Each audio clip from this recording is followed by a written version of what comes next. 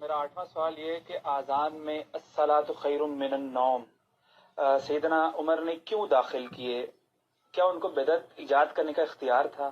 سیدنا عمر ہو یا کوئی بڑے سے بڑی پرسنالٹی ہو، کسی کو اسلام میں بدعت داخل کرنے کا کوئی اختیار نہیں، کیونکہ نبی علیہ السلام نے کیٹیگوریکل مینشن کر دیا ہے، بخاری مسلم میں موجود ہے کہ آپ صلی اللہ علیہ وآلہ وسلم نے فرمایا من احدث فی امرنا ھذا فهو رد، جس نے ہمارے دین میں کوئی چیز داخل کی وہ مردود، چاہے کوئی بھی کرے۔ تو یہ بہت بڑا جھوٹ بولا گیا خصوصاً حنفی علماء کی طرف سے، دیوبند اور بریلویوں کی طرف سے۔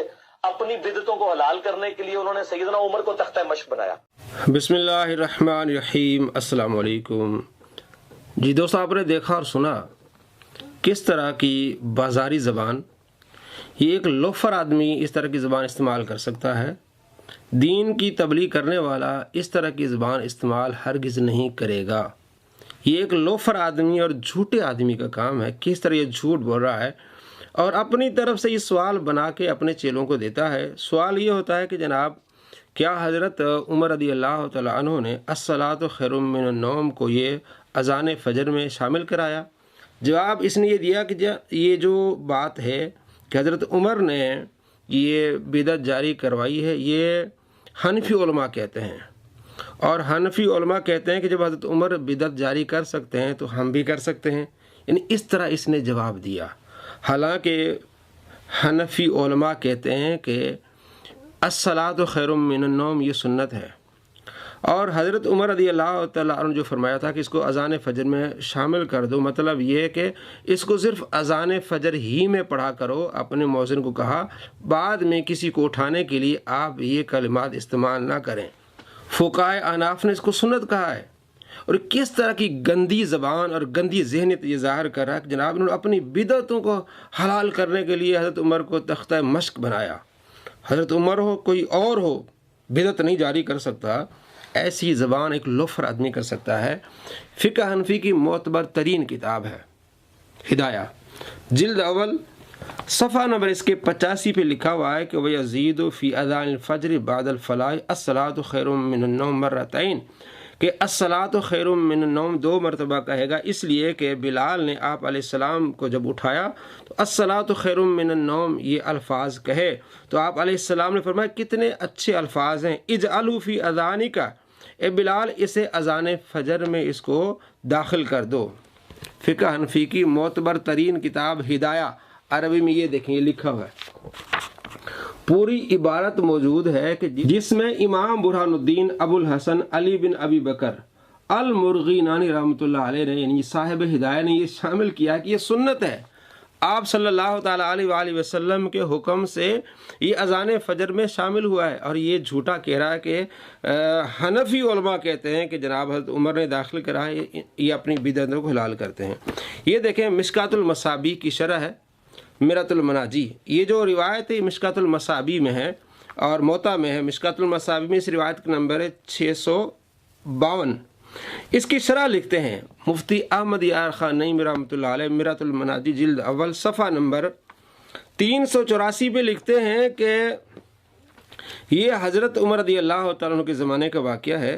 حضرت مالک سے انہیں یہ حدیث پہنچی کہ عمر فاروق کی خدمت میں مؤذن نماز فجر کی اطلاع دینے حاضر ہوئے، انہیں سوتا ہوا پایا تو انہوں نے کہا الصلاۃ خیر من النوم، تو حضرت عمر نے ان سے فرمایا کہ یہ لفظ فجر کی اذان میں داخل کر لیں، ویسے آپ اس کو استعمال نہ کریں۔ اس کی شرح آگے کرتے ہیں مفتی احمد یار خان نعیمی رحمۃ اللہ علیہ، فرماتے ہیں یعنی یہ کلمہ اذان صبح کا جزو ہے، اسے صرف اذان میں ہی استعمال کیا کریں، اس کے علاوہ نہ، یعنی یہ حضرت عمر رضی اللہ تعالیٰ نے یہ فرمانا چاہا، یہ مفتی صاحب فرماتے ہیں دوسرے اوقات میں اور لفظ سے بیدار کریں یا اطلاع دیں، لہٰذا حدیث پر اعتراض نہیں ہو سکتا کہ یہ کلمات حضور کے زمانے میں اذان فجر میں داخل تھا۔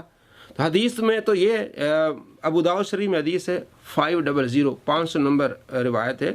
حضرت ابو محذورہ صحابی کہتے ہیں کہ میں نے عرض کیا رسول اللہ مجھے اذان کا طریقہ سکھائیں، تو آپ علیہ السلام نے اذان کا طریقہ سکھاتے ہوئے فرمایا فجر میں آپ نے یہ کہنا ہے الصلاۃ خیر من النوم۔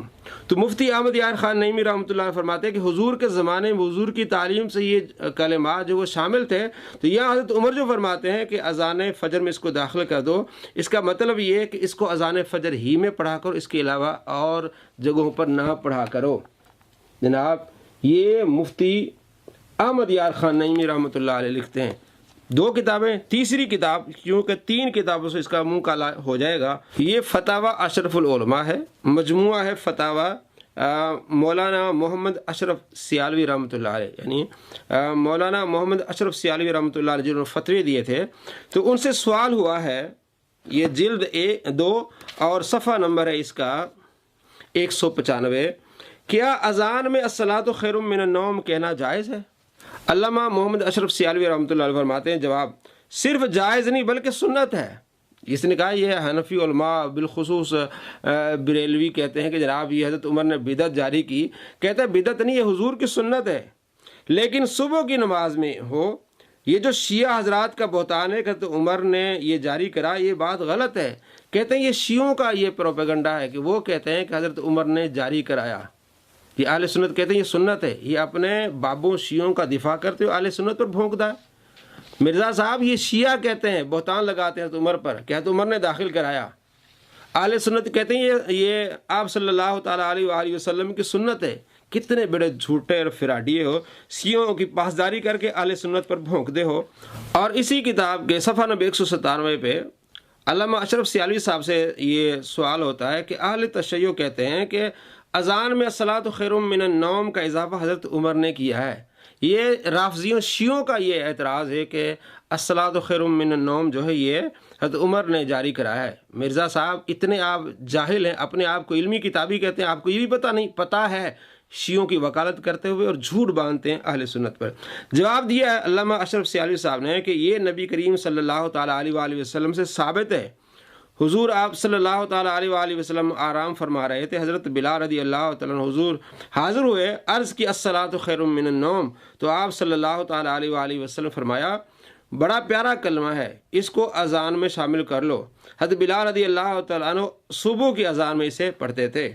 اور حضرت عمر رضی اللہ تعالیٰ عنہ نے دور خلافت میں ایک مؤذن کو کہا تھا کہ یہ کلمہ جو ہے اذان ہی میں شامل رہے، کسی اور جگہ استعمال اس کو نہ کیا جائے. صفحہ نمبر 200 پہ یہ لکھتے ہیں.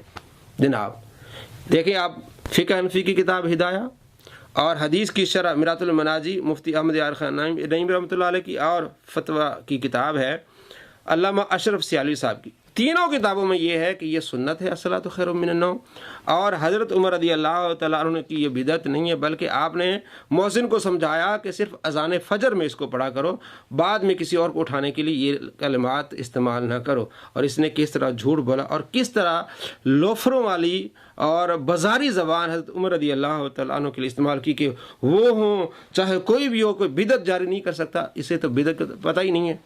یہ بخاری کہتا ہے، بخاری میں ہے، حدیث نمبر ہے بخاری شریف کا 2010. حضرت عمر رضی اللہ تعالیٰ عنہ جب رمضان میں آئے، دیکھا کہ لوگ الگ الگ نماز پڑھ رہے ہیں، تو آپ نے فرمایا کہ میں چاہتا ہوں کہ ایک امام کے پیچھے نماز پڑھیں. ابی بن کعب کو کہا کہ تم نے امامت کرانی ہے، باقی لوگ تمہارے پیچھے نماز پڑھیں گے. تو دوسری رات جب ایسا ہوا، حضرت عمر نے دیکھا، فرمایا نعم البدعۃ ھذہ، یہ اچھی بدعت ہے.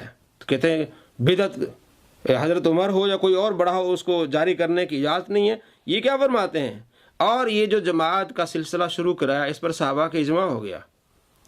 آپ صلی اللہ تعالیٰ علیہ وآلہ وسلم نے صرف 3 راتیں نماز پڑھائی ہے، اور حضرت عمر نے پھر پورا رمضان پڑھائی. بلکہ اب تک یہ جو اجماع ہے صحابہ ہے، یہ حضرت عمر کیا فرماتے ہیں؟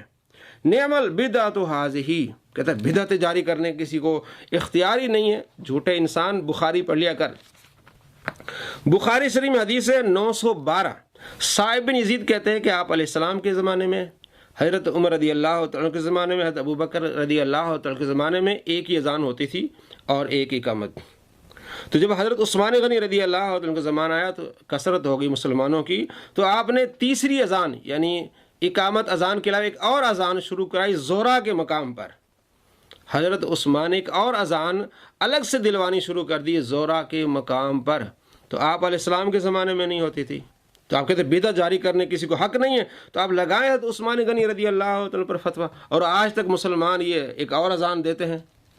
اور بدعت کی بات کرتا ہے، اس کو بدعت کا پتہ نہیں، جو اس نے قرآن سامنے رکھا ہوا یہ پھر بدعت ہوگا اس کے فیصلے اور اس کے فتوے کے لحاظ سے، کیونکہ جاہل لوگ جب اس طرح کے فتوے دیں گے، بخاری شریف میں حدیث ہے 100 آپ علیہ السلام فرمایا جب علماء اٹھا لیے جائیں گے تو لوگ گمراہوں کو اپنا سردار بنا لیں گے، اور وہ گمراہ ایسے فتوے دیں گے کہ خود بھی گمراہ ہوں گے، دوسروں کو بھی گمراہ کریں گے۔ یہ وہ شخص ہے، ابھی تو علماء ہیں، اس کے باوجود جاہل لوگ اس سے اس طرح کے سوال پوچھ رہے ہیں کہ جناب حضرت عمر نے یہ بدعت جاری کرائی، جاہل آدمی، یہ رافضیوں کا سوال ہے۔ اہل سنت کہتے ہیں یہ سنت ہے۔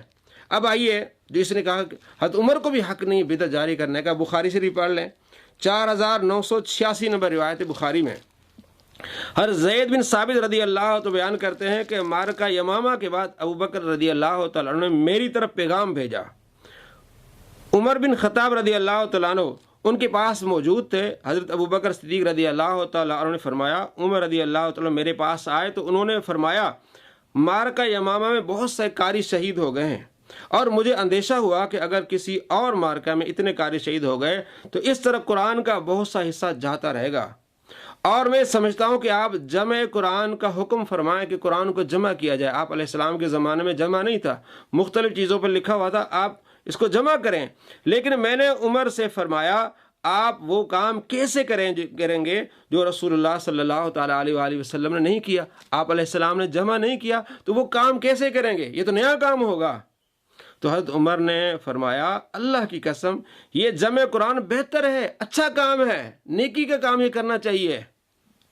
تو حضرت عمر رضی اللہ تعالیٰ مسلسل مجھے کہتے رہے حتیٰ کہ اللہ نے اس کام کے لیے میرا سینہ کھول دیا۔ ابوبکر صدیق رضی اللہ فرماتے ہیں کہ اللہ نے میرا سینہ کھول دیا، اور اب اس میں میرا وہی موقف ہے جو عمر رضی اللہ تعالیٰ عنہ کا ہے کہ قرآن کو جمع کیا جائے۔ زید بن ثابت سے فرمایا کہ اب تم قرآن کو جمع کرو۔ تو یہ بھی بدعت ہے جناب، آپ قرآن اٹھا لیں سامنے سے۔ کس طرح کی گندی زبان استعمال کر رہا ہے، لوفر آدمی اس طرح کی زبان استعمال کرتے ہیں، اور کس طرح فقہ حنفی اہل سنت پر جھوٹ بولا کہ یہ کہتے ہیں کہ بدعت ہے۔ ہدایہ میں آپ کو دکھایا کہ یہ سنت ہے، میرۃ المناجی سے دکھایا، فتاوی اشرف العلماء سے آپ کو دکھایا کہ سنت ہے۔ یہ اس صدی کا سب سے بڑا جھوٹا مکار فراڈیہ شخص ہے۔ اس پر میں نے ویڈیو بنائی ہے 905 نمبر، انجینئر مرزا کے 100 جھوٹ، اور میں نے اب اس کا PDF بھی بنایا ہے۔ جس دوست کو چاہیے وہ اس نمبر پر ہم سے کانٹیکٹ کریں، اور جو ہمارے واٹس ایپ گروپس میں شامل ہیں ہم ان کو یہ بھیج چکے ہیں، وہ پڑھیں۔ اور یہ اس کا جھوٹ نمبر 36 ہے، یہ PDF اور یہ حوالے وہاں موجود ہیں، آپ اس کو پڑھیں، دوستوں میں شیئر کریں، اور بتائیں دوستوں کو کہ اس صدی کا سب سے بڑا جھوٹا مکار اور لوفر آدمی ہے انجینئر مرزا۔